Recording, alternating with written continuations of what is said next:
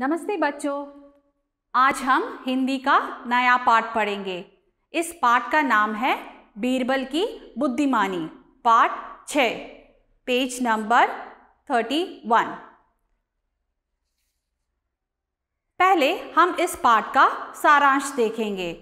Let's start with the summary of this lesson. This story is about Akbar and Birbal. Now you all might have heard about them, isn't it?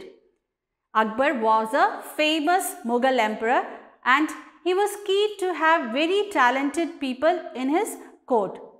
He had 9 gems. 9 gems means 9 talented people in his court. And among them, Birbal was considered as the most intelligent advisor in the court of Akbar. He handles various tricky situations faced by his rulers. Now, do you know that Birbal's original name was Mahesh Das, and he met Akbar when he helped Akbar and his courtiers to find their way back to their kingdom after they lost their way while on a hunting. And their friendship lasted for 30 years before Birbal became a casualty of war.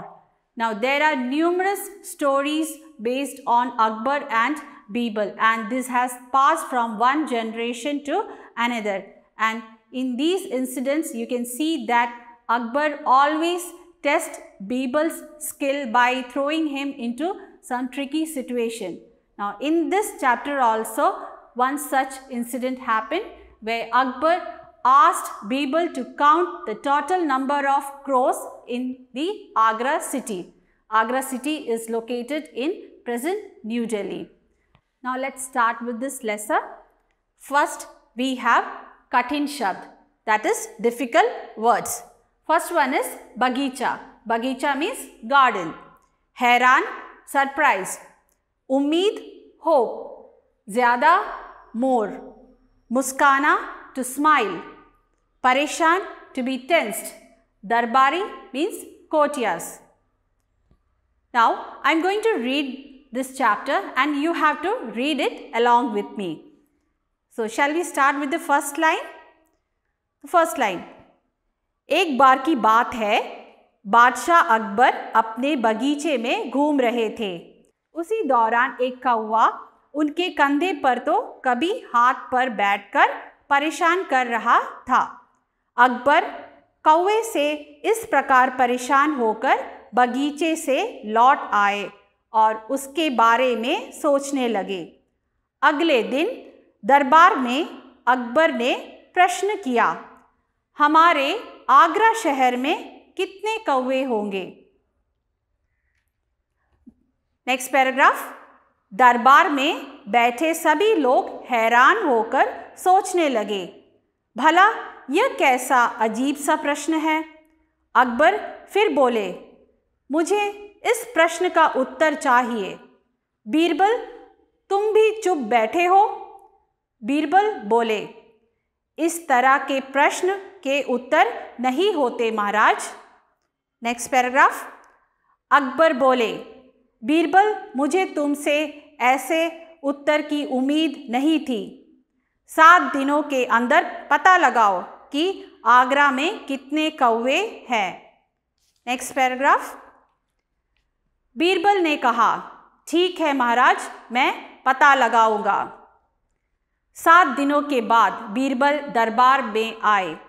Akbar ने पूछा, बीरबल, मेरे प्रश्न का उत्तर देने को तैयार हो? बीरबल ने कहा, महाराज, आगरा में 2450 कौवे हैं। Next paragraph. दरबार में बैठे सभी लोग बीरबल का उत्तर सुन हैरान रह गए।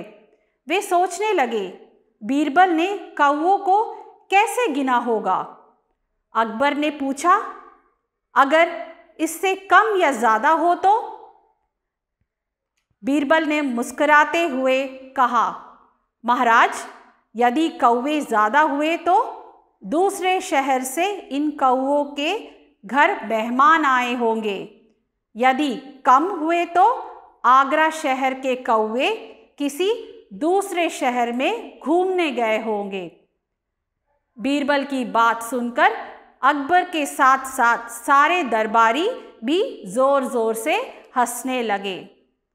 So this is about Birbal's बुद्धिमानी. Now you have to practice reading this chapter at least 2 to 3 times. Now let's move on to the Shabdat, that is word meaning.